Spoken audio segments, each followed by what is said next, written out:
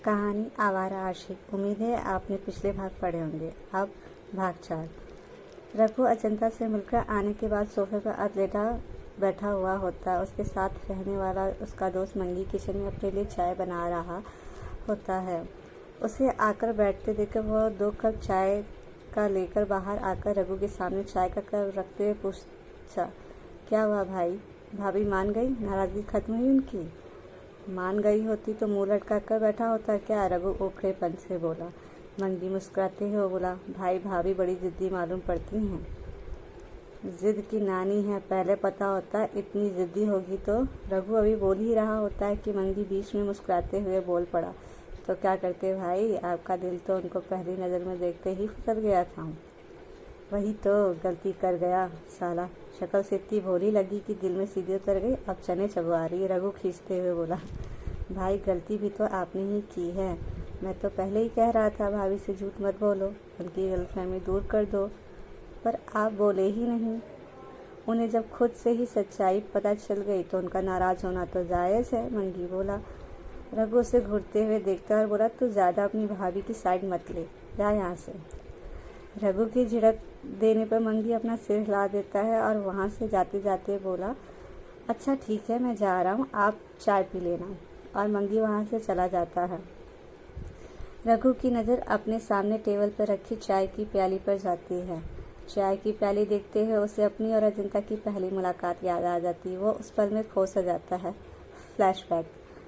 Raghu station के बाहर मंगी और अपने कुछ दोस्तों के साथ चाय की टपरी पर बैठा हुआ था कि नज़र अजंता पर चली जाती। एक गहरी सहमी सी लड़की खुद को बारिश में भीगने से बचाने के लिए अपने बैग को पकड़े हुए शेल्टर के नीचे आ खड़ी होती है कि कुछ आवारा लफंगे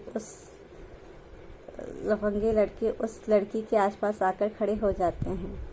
वो उनसे डरती हुई सहमते हुए खुद में सिमटी जा रही होती है। रघु को अच्छा नहीं लगता कि उसके सामने कोई उस बेचारी सी दिखने वाली लड़की को परेशान कर रहा है।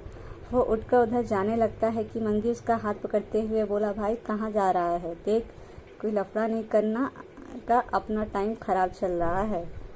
मंगी ने पहले ही रघु की नज़रें अजंता की तरफ देख लिया था। उसकी आंखों में आए गुस्से को देखकर बोला था। रघु उससे अपना हाथ छुड़ाते हुए बोला, जानता हूँ रे, आ रहा हूँ।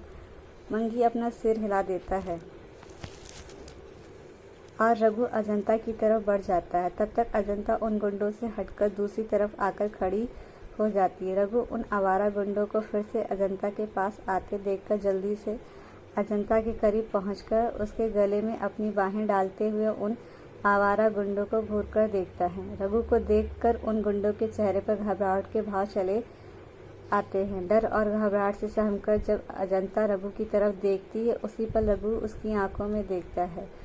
उसके 12 सेंटीमीटर लंबे, 8.5 सेंटीमीटर चौड़े और 6 सेंटीमीटर मोटाई वाले हृदय में एक कंपन सी होती है, जिसे आम भाषा में दिल कहते हैं। वो अजंता की डर से फैली पुतलियों में ऐसा जुड़ता है कि रघु की धड़कनें सामान से बहुत तेज धड़कने लगती हैं। उसी पल ही वो अनजान लड़की उसे अपनी सी लगने लगती है। वो डर से उसका कुमलाता चेहरा देख नहीं पाता। उसकी आंखों में देखते हुए धीरे से बोला, डरो नहीं, ये तुम्हें अकेले जानकर परेशान करने आए हैं, मुझे साथ देकर चले जाएंगे।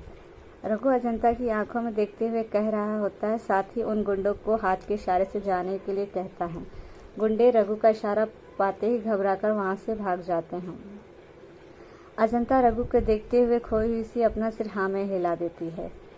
रघु गुंडों को जाते देखकर अजंता से दूर हटकर अपनी चाय की टपरी पर चला आता है। वो शायद थोड़ी देर और अजंता के करीब रहता तो उसका दिल सीने से धड़ककर उसकी हथेली में आ गिरता।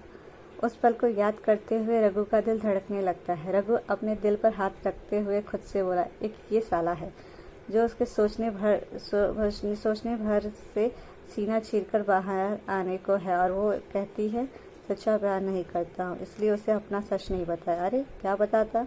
हड्डी जोड़ने वाला डॉक्टर नहीं, अपन हड्डी तोड़ने वाला डॉक्टर है। गलती तो उसकी है, उसने जो देखा वो समझा, मैंने थोड़ी कहा था।